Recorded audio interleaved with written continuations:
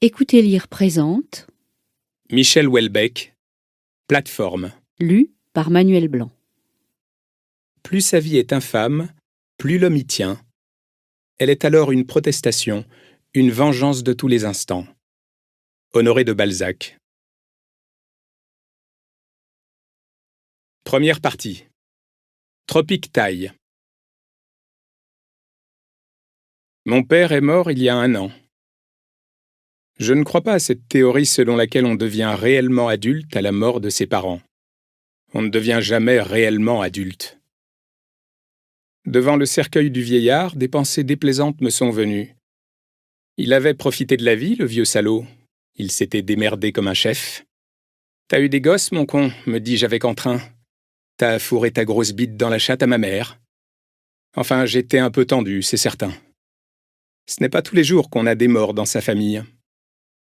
J'avais refusé de voir le cadavre. J'ai 40 ans, j'ai déjà eu l'occasion de voir des cadavres. Maintenant, je préfère éviter.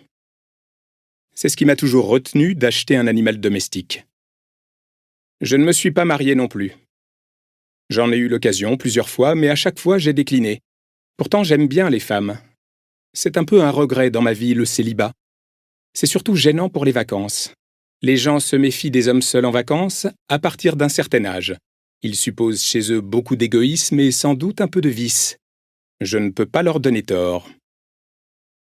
Après l'enterrement, je suis rentré à la maison où mon père avait vécu ces dernières années.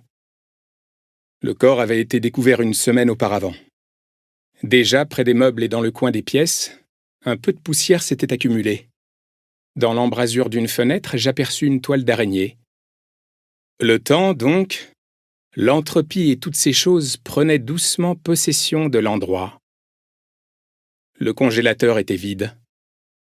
Dans les placards de la cuisine, il y avait surtout des sachets repas individuels Weight Watchers, des boîtes de protéines aromatisées, des barres énergétiques. J'ai déambulé dans les pièces du rez-de-chaussée en grignotant un sablé au magnésium. Dans la chaufferie, j'ai fait un peu de vélo d'appartement. À 70 ans passés, mon père jouissait d'une condition physique bien supérieure à la mienne. Il faisait 1 heure de gymnastique intensive tous les jours, des longueurs de piscine 2 fois par semaine. Le week-end, il jouait au tennis, pratiquait le vélo avec des gens de son âge. J'en avais rencontré quelques-uns au funérarium. Il nous entraînait tous, s'était exclamé un gynécologue. Il avait 10 ans de plus que nous et sur une côte de 2 kilomètres, il nous mettait encore 1 minute dans la vue. Père, père, me dis-je, que ta vanité était grande. Dans l'angle gauche de mon champ de vision, je distinguais un banc de musculation, des haltères.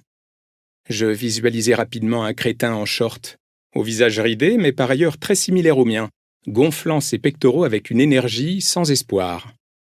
Père, me dis-je, père, tu as bâti ta maison sur du sable. Je pédalais toujours, mais je commençais à m'essouffler. J'avais légèrement mal aux cuisses. Je n'étais pourtant qu'au niveau 1. Repensant à la cérémonie, j'étais conscient d'avoir produit une excellente impression générale. Je suis toujours rasé de près, mes épaules sont étroites. Ayant développé un début de calvitie vers la trentaine, j'ai décidé de me couper les cheveux très courts. Je porte généralement des costumes gris, des cravates discrètes, et je n'ai pas l'air très gai. Avec mes cheveux ras, mes lunettes fines et mon visage renfrogné, baissant légèrement la tête pour écouter un mix de chants funéraires chrétiens, je me sentais très à l'aise dans la situation, beaucoup plus à l'aise que dans un mariage, par exemple. Les enterrements, décidément, c'était mon truc. Je m'arrêtais de pédaler, toussais légèrement. La nuit descendait sur les prairies environnantes. Près de la structure de béton dans laquelle s'encastrait la chaudière, on distinguait une tache brunâtre imparfaitement nettoyée. C'est là qu'on avait retrouvé mon père, le crâne brisé, vêtu d'un short et d'un sweatshirt, I love New York. La mort remontait à 3 jours selon le médecin légiste. On aurait pu, à l'extrême rigueur, conclure à un accident. Il aurait pu glisser sur une flaque d'huile ou je ne sais quoi. Cela dit, le sol de la pièce était parfaitement sec. Et le crâne était fendu à plusieurs endroits. Un peu de cerveau s'était même répandu sur le sol. On avait plus vraisemblablement affaire à un meurtre. Le capitaine Chaumont de la gendarmerie de Cherbourg devait passer me voir dans la soirée. De retour dans le salon, j'allumai le téléviseur, un Sony 16/9 à écran de 82 cm, son surround et lecteur de DVD intégré. Sur TF1, il y avait un épisode de Xena la guerrière, un de mes feuilletons préférés. Deux femmes très musclées vêtues de brassières métalliques et de mini-jupes en peau se défiaient de leurs sabres. « Ton règne n'a que trop duré, Tagrata !» s'exclamait la blonde. « Je suis Xena la guerrière des plaines de l'Ouest !» On frappa à la porte, je baissai le son. Dehors, la nuit était tombée. Le vent secouait doucement les branches dégoûtantes de pluie. Une fille d'environ 25 ans, de type nord-africain, se tenait dans l'entrée. « Je m'appelle Aïcha, dit-elle. Je faisais le ménage chez Monsieur Renaud 2 fois par semaine.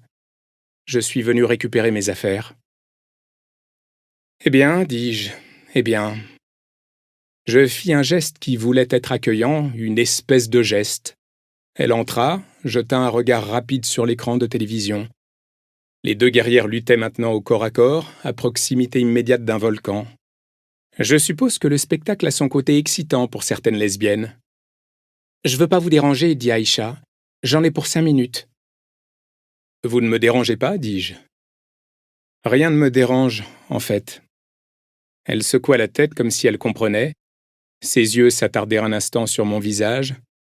Elle devait sans doute évaluer la ressemblance physique avec mon père. Peut-être en inférer un degré de ressemblance morale. Après quelques secondes d'examen, elle se retourna, gravit l'escalier qui menait aux chambres. « Prenez votre temps, fis-je d'une voix étouffée. Prenez tout votre temps. » Elle ne répondit rien, n'interrompit pas son ascension. Probablement est-ce qu'elle n'avait même pas entendu. Je me rassis sur le canapé, épuisé par la confrontation. J'aurais dû lui proposer d'enlever son manteau. C'est ce qu'on propose aux gens, normalement, d'enlever leur manteau. Je pris alors conscience qu'il faisait horriblement froid dans la pièce. Un froid humide et pénétrant. Un froid de caveau. Je ne savais pas allumer la chaudière. Je n'avais pas envie d'essayer, maintenant mon père était mort, et j'aurais dû m'en aller tout de suite. Je passais sur FR3 juste à temps pour suivre la dernière manche de questions pour un champion. Au moment où Nadège du Val-Fouré annonçait à Julien Lepers qu'elle remettait son titre en jeu pour la 3e reprise, Aïcha apparut dans l'escalier, un léger sac de voyage à l'épaule. J'éteignis la télévision, marchai rapidement vers elle. « J'ai toujours eu beaucoup d'admiration pour Julien Lepers, lui dis-je. Même s'il ne connaît pas spécifiquement la ville ou le village dont le candidat est originaire, il parvient toujours à prononcer un mot sur le département, la mini-région. Il possède une connaissance au moins approximative de son climat, de ses beautés naturelles. Et surtout, il connaît la vie. Les candidats sont pour lui des êtres humains, il sait leurs difficultés et il sait leurs joies. Rien de ce qui constitue la réalité humaine des candidats ne lui est tout à fait étranger ni hostile. Quel que soit le candidat, il parvient à le faire parler de son métier, de sa famille, de ses passions, enfin de tout ce qui, à ses yeux, peut constituer une vie. Assez souvent, les candidats participent à une fanfare, une chorale. Ils s'investissent dans l'organisation d'une fête locale ou se dévouent à une cause humanitaire. Leurs enfants fréquemment sont dans la salle. On retire en général de l'émission l'impression que les gens sont heureux, et soi-même on se sent plus heureux et meilleur. Vous ne trouvez pas ? Elle me regarda sans sourire. Ses cheveux étaient ramassés en chignon, son visage peu maquillé, ses vêtements plutôt sobres, une fille sérieuse. Elle hésita quelques secondes avant de dire d'une voix basse, que la timidité enrouait un peu, « J'aimais bien votre père. » Je ne trouvais rien à lui répondre. Ça me paraissait bizarre, mais après tout possible. Le vieil homme devait avoir des histoires à raconter. Il avait voyagé en Colombie, au Kenya ou je ne sais où. Il avait eu l'occasion d'observer des rhinocéros à la jumelle. Chaque fois qu'on se voyait, il se bornait à ironiser sur mon statut de fonctionnaire, sur la sécurité qui en découlait. « T'as trouvé la bonne planque ?» répétait-il sans dissimuler son mépris. « C'est toujours un peu difficile dans les familles. » Je fais des études d'infirmière, poursuivit Aïcha. Mais comme je suis partie de chez mes parents, je suis obligée de faire des ménages. Je me creusais la tête pour trouver une réponse appropriée. Aurais-je dû l'interroger sur le niveau des loyers à Cherbourg ? J'optais finalement pour un « eh oui », dans lequel je tentais de faire passer une certaine compréhension de la vie. Cela parut lui suffire. Elle se dirigea vers la porte. Je collai mon visage à la vitre pour observer sa Volkswagen Polo qui faisait demi-tour dans le chemin boueux. Sur FR3, il y avait un téléfilm rural qui devait se dérouler au XIXe siècle, avec Tchéky Karyo dans le rôle d'un ouvrier agricole. Entre deux leçons de piano, la fille du propriétaire, lui-même interprétée par Jean-Pierre Mariel, accordait certaines privautés aux séduisants campagnards. Leurs étreintes avaient lieu dans une étable. Je sombrais dans le sommeil au moment où Tchéky Karyo arrachait avec énergie sa culotte en organza. La dernière chose dont j'eus conscience, c'est d'un plan de coupe sur un petit groupe de porcs. Je fus réveillé par la douleur et par le froid. J'avais dû m'endormir dans une mauvaise position, mes vertèbres cervicales étaient paralysées. Je toussais violemment en me relevant. Mon souffle emplissait de buée l'atmosphère glaciale de la pièce. Étrangement, la télévision diffusait très pêche une émission TF1. J'avais donc dû m'éveiller, ou du moins atteindre un niveau de conscience suffisant pour actionner la télécommande. Je n'en conservais aucun souvenir. L'émission de la nuit était consacrée aux silures, poissons géants dépourvus d'écailles, devenus plus fréquents dans les rivières françaises par suite du réchauffement du climat. Ils affectionnaient particulièrement les abords des centrales nucléaires. Le reportage s'attachait à faire la lumière sur certains mythes. Les silures adultes, c'est vrai, atteignaient des tailles de 3 à 4 mètres. On avait même pu signaler dans la Drôme des spécimens dépassant les 5 mètres. Tout cela n'avait rien d'invraisemblable. Il était par contre absolument exclu de voir ces poissons manifester un comportement carnassier ou s'attaquer aux baigneurs. La suspicion populaire qui entourait les silures semblait en quelque sorte se communiquer à ceux qui se consacraient à leur pêche. La petite confrérie des pêcheurs de silures était mal acceptée au sein de la famille plus large des pêcheurs. Ils en souffraient et souhaitaient profiter de l'émission pour redresser cette image négative.